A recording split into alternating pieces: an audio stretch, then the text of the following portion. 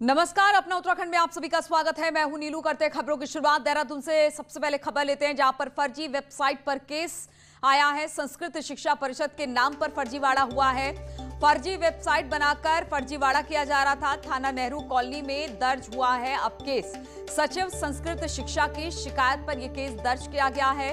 भूपेंद्र नेगी ने केस दर्ज कराया है। पुलिस मामले की अब छानबीन में जुड़ गई है। तो फर्जी वेबसाइट पर केस दर्ज कराया गया है संस्कृत को लेकर, और संस्कृत शिक्षा परिषद के नाम पर यह फर्जीवाड़ा चल रहा था। फर्जी वेबसाइट बनाकर फर्जीवाड़ा किया जा रहा था। अब इसको लेकर थाना नेहरू कॉलोनी में एक केस को दर्ज किया गया है। सचिव संस्कृत शिक्षा ने इस बात की शिकायत की है। भूपेंद्र नेगी ने एफआईआर दर्ज कराया है और पुलिस अब पूरे मामले की छानबीन में जुट गई है। बातचीत करने के लिए सत्येंद्र बर्थवाल इस वक्त हमारे साथ जुड़ गए हैं। सत्येंद्र, क्या है पूरा मामला, किस तरह से ये फर्जी वेबसाइट रन कर रही थी?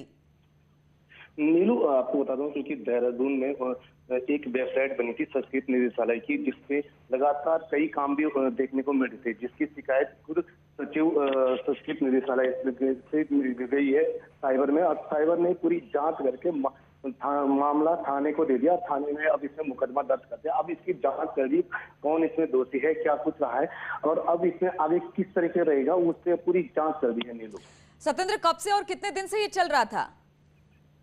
चलो, अभी तक जो शुरुआती जो बातचीत हुई हमारी अधिकारी से, उनका ये कहना है कि ये जो वेबसाइट है ये लंबे समय से चल रही थी और इस वेबसाइट में कई ऐसे प्रमाण पत्र मिले हैं कि जैसे कि किसी की नियुक्ति करना या फर्जी वेबसाइट में नियुक्ति हो गया, या जो सरकारी नौकरियों की भी इस विज्ञप्ति में कई इस वेबसाइट में कई विज्ञप्तियां देखने को मिली है। चलिए, बहुत बहुत शुक्रिया आपका सत्येंद्र जानकारी देने के लिए। तो फर्जी वेबसाइट बनाकर किस तरह से नौकरियां देने की बात, या क्योंकि संस्कृत परिषद से जुड़ी ये वेबसाइट थी, तो तमाम बातें हैं। अब पुलिस इस मामले को लेकर छानबीन कर रही है।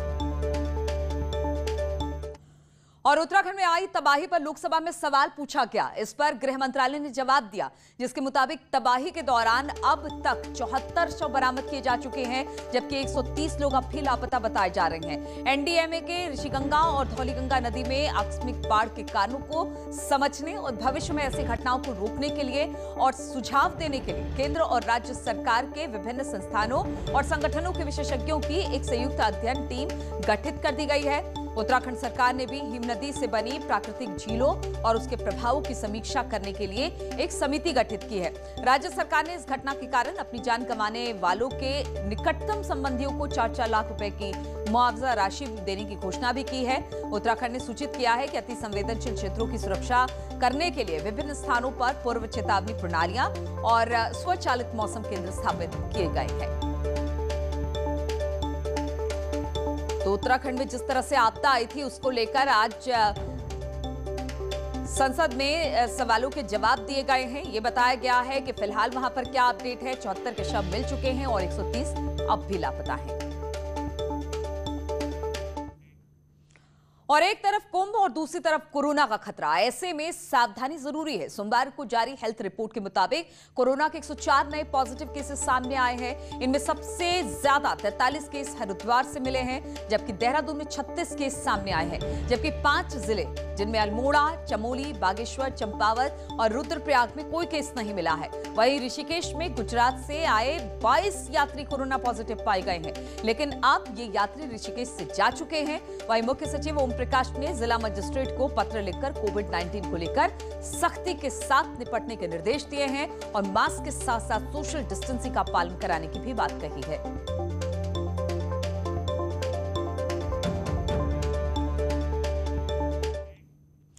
और उत्तराखंड में कोरोना का खतरा लगातार बढ़ता जा रहा है, लेकिन लोग इसके प्रति बिल्कुल भी गंभीर दिखाई नहीं दे रहे हैं। देहरादून में सार्वजनिक जगहों पर लोग बिना मास्क और बिना सोशल डिस्टेंसिंग के दिखाई दे रहे हैं। पूछने पर लोग बहाने भी बनाते दिखाई दिए। मौके का जायजा लिया न्यूज़ 18 की संवाददाता भारती सकलानी ने। घर पर रखा हुआ क्या करें मैडम, बढ़ रहा है, अब क्या करें बताओ। लगा के कान में वो हो गया, बिल्कुल कान ढीले। कोरोना का खतरा बढ़ रहा है फिर? मैम अभी पानी वानी पी गया है ना अंदर से, इसलिए हटा दिया मास्क। अच्छा। अब मास्क लगा के तो पानी नहीं पिया जाएगा। हाँ, तो अब तो नहीं पी रहे आप लोग पानी? अब लगा लेंगे मैम। आईएसबीटी एरिया के आसपास भी कोई सोशल डिस्टेंसिंग का पालन नहीं हो रहा है, चाहे बसेस में हम बात कर लें या फिर ई रिक्शा विक्रम्स में देख लें, कहीं पर भी लोग जो हैं वो नज़र आपको नहीं आने वाले कि उन्होंने मास्क पहना हुआ है। ये आप देखिए कि किस तरीके से यहाँ पर जो होटल्स हैं उन होटल्स में के आसपास भी जो लोग मौजूद हैं वहाँ पर भी यही देखने को मिल रहा है, ना तो इन लोगों ने मास्क लगाया हुआ है और ना ही यहाँ पर लोग सोशल डिस्टेंसिंग का पालन कर रहे हैं। प्रशासन के दिशा निर्देश यहाँ पर भी धीमे ही आपको नज़र आएंगे, यहाँ पर भी कोई एक्टिवनेस नज़र नहीं आएगी जब लोग कोविड गाइडलाइंस का पालन करते हुए नज़र नहीं आ रहे हैं। बस अड्डे में भी यही तस्वीर दिख रही है, वहाँ पर भी लोग बिल्कुल भी सतर्क नहीं दिख रहे हैं। कैमरा पर्सन भरत शर्मा के साथ भारती सकलानी, ISBT एरिया। और कोरोना के मामले एक बार फिर से बढ़ रहे हैं, लेकिन कुमाऊं के सबसे बड़े शहर हल्द्वानी में कुछ लोग इसको लेकर बेहद लापरवाह दिखाई दिए। बाजार बस अड्डे से गुजर रहे कई लोगों के नाक और मुंह से मास्क गायब दिखा। न्यूज 18 संवाददाता शैलेंद्र नेगी ने इनसे बात की और जाना कि आखिर इन्होंने मास्क क्यों नहीं पहना है। उत्तराखंड में कोरोना के मामले तकरीबन 1 लाख तक पहुंचने वाले हैं, लेकिन किस तरह की सतर्कता बाजारों में देखने को मिल रही है इसका रियलिटी चेक अगर मैं हल्द्वानी में दिखाऊं तो होली का बाजार पूरी तरह से सजा हुआ है। कुछ लोग आपको मास्क में नजर आएंगे और कुछ लोग बिना मास्क के ही आपको नजर आएंगे। तो इधर आप देखिए किस तरीके से ये होली का पूरा बाजार सजा हुआ है और ये बच्चे यहाँ पर बेटा आप ये होली के रंग बेच रहे हो, तो ये मास्क कहाँ है आपका? मास्क तो अभी पहन नहीं रखा है। पहन नहीं रखा? क्यों नहीं पहना आपने मास्क?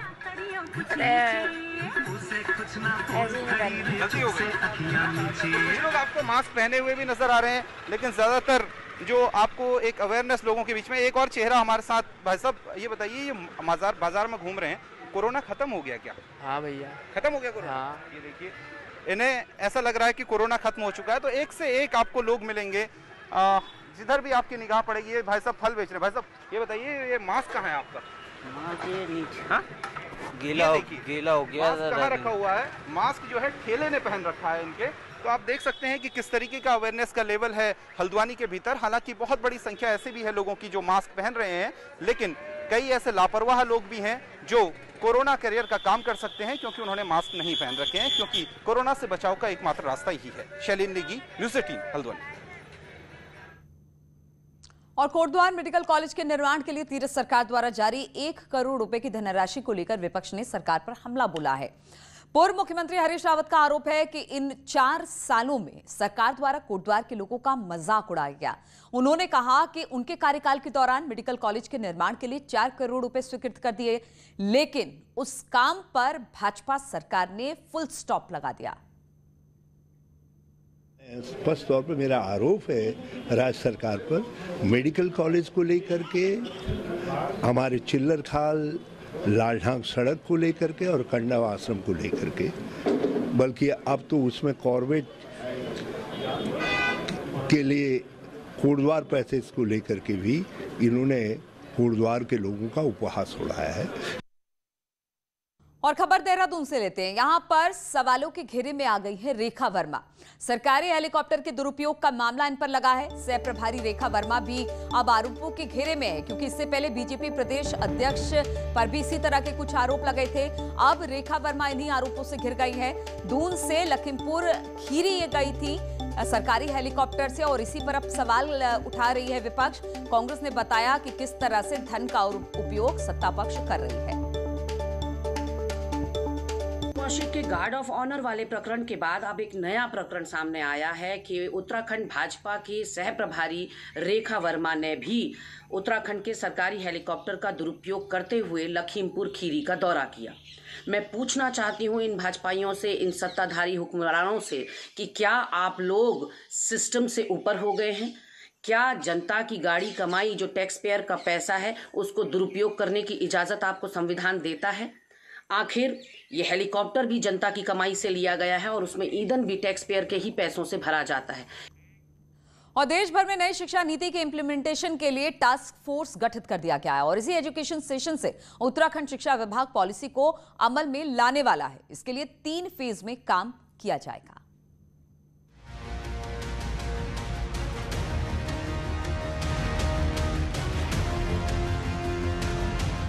नई शिक्षा नीति इसी सेशन से स्कूलों में लागू की जा रही है। केंद्रीय शिक्षा मंत्री रमेश पोखरियाल निशंक का कहना है कि सभी राज्यों को इसे लागू करने के निर्देश भी दिए गए हैं।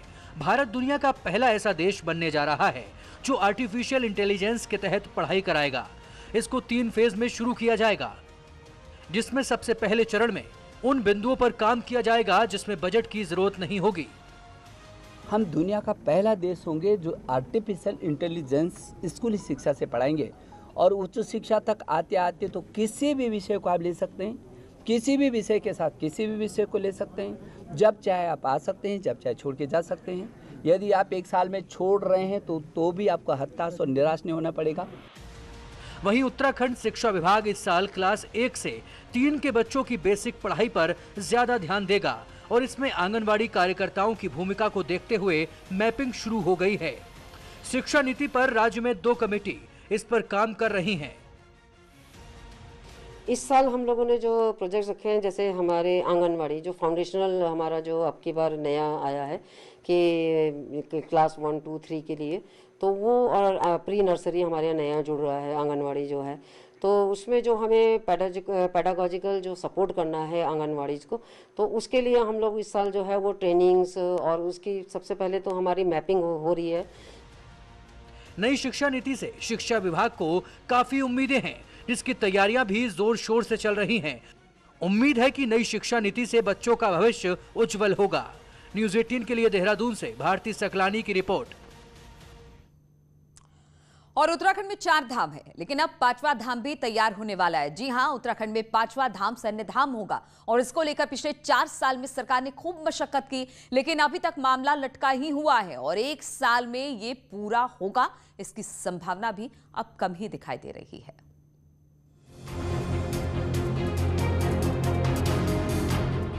प्रधानमंत्री नरेंद्र मोदी ने 4 साल पहले उत्तराखंड में सैन्य धाम बनेगा ये ऐलान क्या किया। प्रदेश सरकार ने इसे ड्रीम प्रोजेक्ट के तौर पर लेकर काम की शुरुआत की।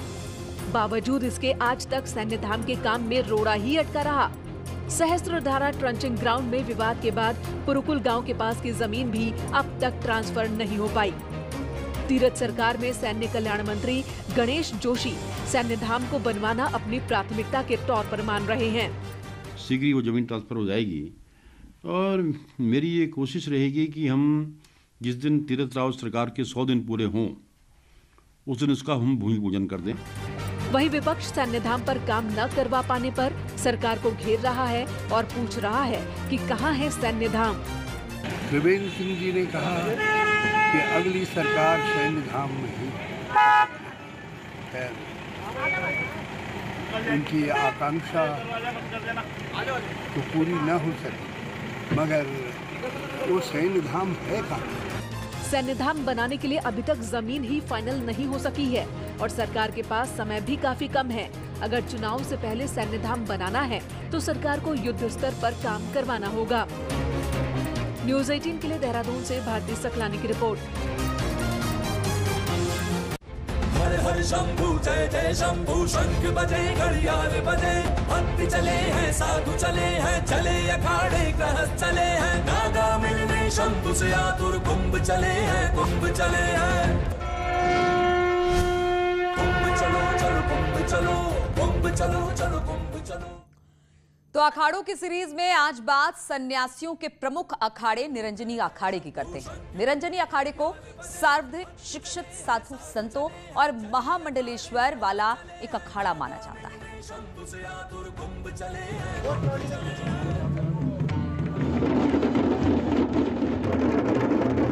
हरिद्वार महाकुंभ में साधुओं के अखाड़े भी शामिल हो रहे हैं। आज हम बात करेंगे एक प्रमुख अखाड़े निरंजनी अखाड़े की। ये अखाड़ा सबसे ज्यादा शिक्षित संतों का अखाड़ा माना जाता है। इसकी शाखाएं और साधु भी पूरे देश में फैले हुए हैं। साथ ही निरंजनी अखाड़ा पूरे देश दुनिया में धर्म के प्रचार प्रसार और सामाजिक सेवा के क्षेत्र में काम कर रहा है। निरंजनी अखाड़ा पंचायती श्री निरंजनी अखाड़ा लगभग 1000 वर्ष पहले गुजरात के मांडवी से इसका हुआ है, आदिगुरु शंकराचार्य के हाथों द्वारा। तो तब से ये अपने कार्य में लगा हुआ है। और जहाँ तक बात रही पंचायती अखाड़ा से निरंजनी के कार्यों की, सामाजिक काम, शिक्षा जगत में, स्वास्थ्य जगत में कई ऐसे अभूतपूर्व कार्य किए हैं। आप जानते हैं हरिद्वार में कभी कोई कॉलेज नहीं था यहाँ, जो यशवंत जैन पीजी कॉलेज है वो पंचायती अखाड़ा श्री निरंजनी का, संस्कृत महाविद्यालय है वो भी पंचायती अखाड़ा श्री निरंजनी का, अभी हमने एक रामानंद इंस्टीट्यूट खोला जिसमें इंजीनियरिंग कॉलेज है, मेडिकल कॉलेज है। तो कम फीस पे पैसा आते हैं, शिक्षा देने का प्रयास कर रहे हैं। और संस्कृत वेद विद्यालय ये सब जो है कार्य है। निरंजनी अखाड़े की स्थापना गुजरात के मांडवी में हुई थी और सभी अखाड़ों में ये सबसे प्रसिद्ध अखाड़ा माना जाता है। इस अखाड़े के इष्ट देव कार्तिकेय हैं, जो देव सेनापति हैं। माना जाता है कि इसकी शाखाएं हरिद्वार, काशी, त्र्यंबक, कुरुक्षेत्र, उज्जैन, उदयपुर, ज्वालामुखी में है। निरंजन देव जो है भगवान शिव के पुत्र है, कार्तिकेय भी उनको कहते हैं, उन्हीं के नाम से अखाड़ा है। जो हमारी परंपरा है, यहाँ व्यक्तिगत कोई किसी का जो परंपरा है उन्हीं से चलती, उन्हीं का जो नाम है, गुरु महाराज का नाम, उसी के नाम से अखाड़ा है, उसके नाम से हमारी संस्थाएं है। तो हमारे यहाँ ये नियम है, सुबह जितने भी संत हमारे यहाँ होते हैं, सुबह उठ के पूजा होती है। पूजा के बाद जिनको जो भी काम दिया जाता है अपने काम पे जाते हैं। 11:30 बजे हमारा यहाँ भोजन होता है। भोजन के बाद हमारा आराम होता है 2 घंटे। उसके बाद हमारा जो है शाम की क्रिया शुरू होती है। हाँ, हमारे यहाँ जितने भी संत महात्मा, हमारे यहाँ किसी ने BCom किया है, MCom किया है, BA किया है, PhD किया, काफ़ी महात्मा हमारे यहाँ ऐसे है। निरंजनी अखाड़े के संत भी हरिद्वार पहुँच चुके हैं। भक्तों के लिए संतों के अखाड़े भी आस्था और भक्ति के प्रतीक होते हैं। पुलकित शुक्ला, न्यूज़ 18, हरिद्वार। और धर्म नगरी हरिद्वार में इन दिनों नजारे बदले हुए हैं। चौराहों और दीवारों पर की जा रही वॉल पेंटिंग लोगों का मन मोह रही है। ऐसे में एक खास पेंटिंग के द्वारा राम पथ तैयार किया गया है, जिसमें राम जन्म से लेकर रावण वध तक सभी घटनाओं का चित्रण किया गया है और देखने में ये बेहद खूबसूरत है। मेला प्रशासन और हरिद्वार के एक सामाजिक संगठन बिंग भगीरथ के द्वारा खास कलाकारों को बुलाकर करीब 1 किलोमीटर का ये रामपथ तैयार करवाया गया है। राहगीरों के लिए भी ये रामपथ आकर्षण का केंद्र बना हुआ है।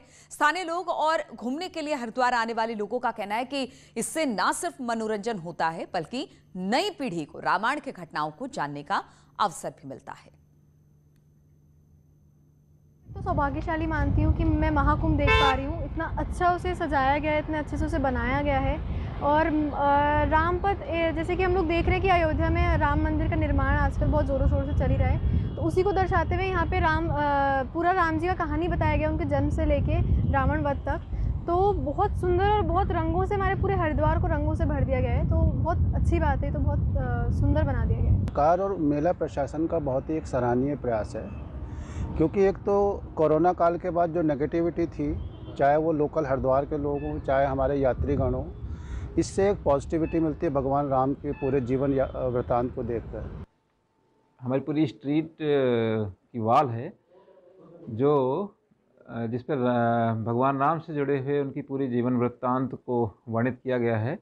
इसका उद्देश्य ये रहा है कि जो आने वाली पीढ़ी है, ख़ास तौर से जो छात्रगण हैं और जो आम जनता है, वो ये देख सके एक नज़र में कि भगवान राम के जीवन की जो गाथा है उसको वो चित्रों के माध्यम से समझ सके। ब्रेक के बाद बात हल्द्वानी की करें तो यहाँ पर सट्टेगोला पार्क के जंगल से फॉरेस्ट टीम ने एक बाघ का रेस्क्यू किया है। बताया जा रहा है कि बाघों की आपसी लड़ाई में बाघ घायल हो गया था, जिसके बाद उसकी मूवमेंट जो थी वो दानी बांगर गांव के करीब बनी हुई थी। ग्रामीणों ने इस बात की शिकायत फॉरेस्ट डिपार्टमेंट से की, जिसके बाद इस बाघ का रेस्क्यू किया गया। बाघ का इलाज रानी बाग में बने फॉरेस्ट रेस्क्यू सेंटर में इस वक्त चल रहा है।